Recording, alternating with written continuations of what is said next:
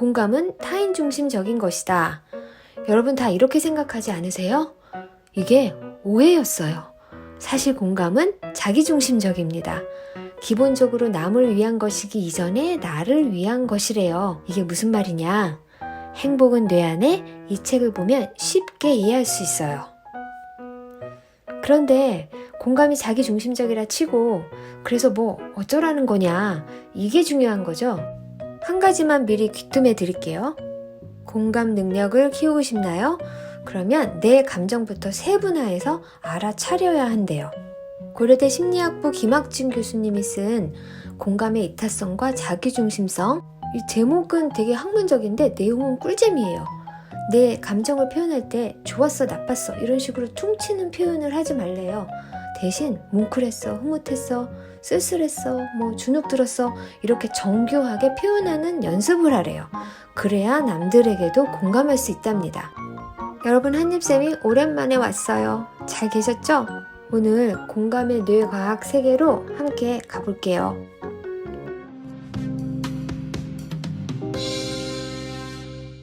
여러분, 1분 동안 내 심장이 몇 번 뛰는지 정확하게 맞출 수 있으세요?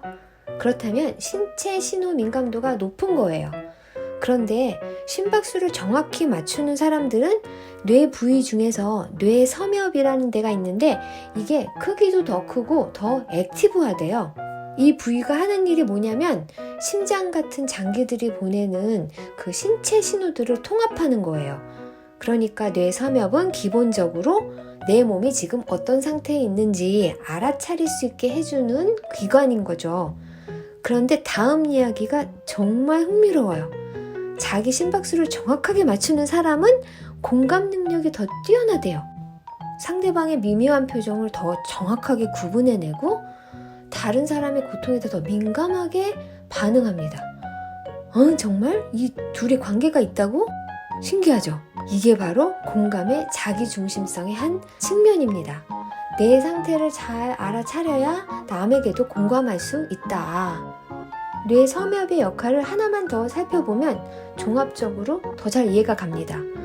우리가 어떤 경험을 하면 그 흔적들이요, 뇌 어딘가에 저장돼요.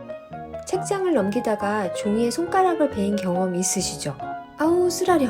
이런 신체 반응의 흔적들이 계속 쌓이는 곳이 또 뇌섬엽이에요.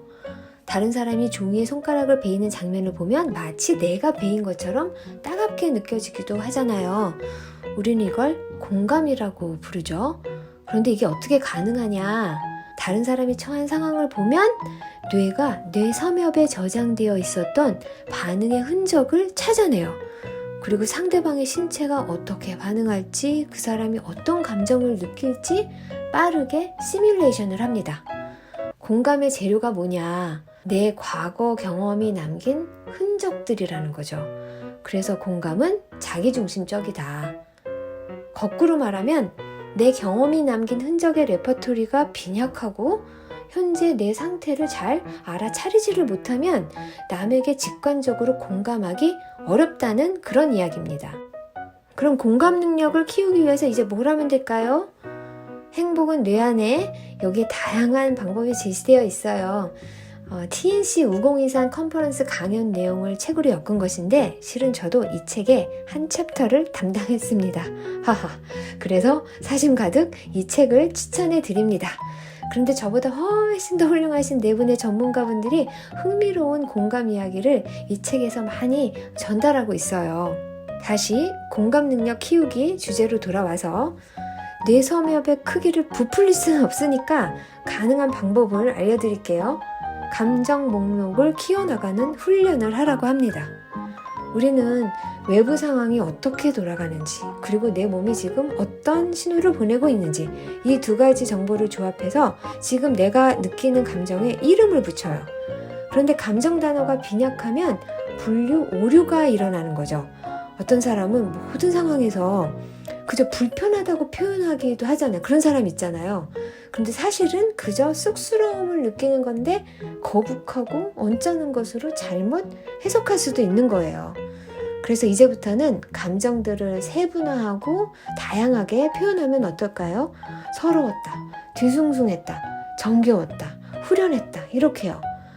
단순하고 정형화된 반응 패턴에서 벗어나서 정교하고 세분화된 감정 반응을 만들어가는 거죠. 그러면 스트레스 상황에서도 건강함을 유지할 수 있대요. 자기 감정을 정확하게 인식하지 못하는 현상을 실감정증이라고 하는데요. 이 증세가 심한 사람들은 타인에게 공감하는 능력이 현저히 떨어집니다.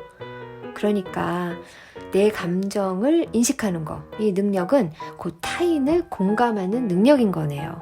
섬세한 감정 목록을 가질 수 있다면 참 좋을 것 같아요. 이런 사람들은 남을 공감하기 위해서 사용할 수 있는 재료를 풍부하게 가지고 있는 거죠.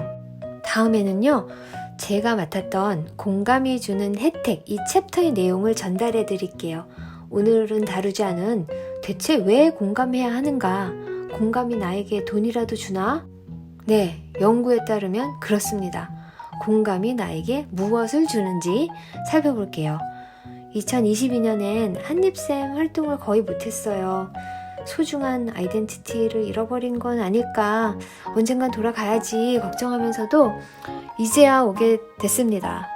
그런데 한 달에 영상 1개만 올려도 아무것도 안 하는 것보다는 훨씬 나으니까 제가 할 수 있는 일을 한번 해보려고 해요. 저를 위해서, 또 이 메시지가 필요한 그 어떤 분을 위해서요. 여러분, 다시 만나서 좋아요. 아니, 지금 제 맘이 뿌듯해요. 늘 여러분을 응원할게요.